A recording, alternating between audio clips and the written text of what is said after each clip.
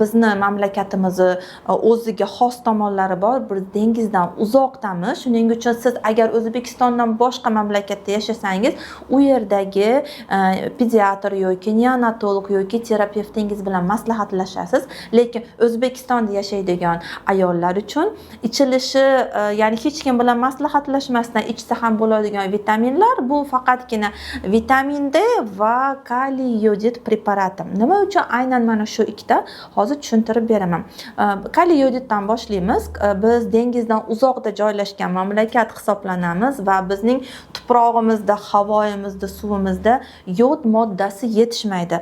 Yod moddasi nima uchun organizmga kerak? U juda ham ko'p reaksiyalarda ishtirok etadi, modda almashinuvi va hamma tana a'zolarimiz ichida eng birinchi yodga sezgir bo'lgan tizimlardan bu endokrin tizim va to'g'rirog'i qalqon simon bez. Va qalqon simon bez organizmimizda juda ham ko'p funksiyalarni boshqaradi, jarayonlarda ishtirok etadi. Shuning uchun yod agar yetarlicha organizmingizga kirmasa, sutingizga ham u yetib bormaydi. Lekin yod bolalarning rivojlanishida juda ham muhim rol o'ynaydi.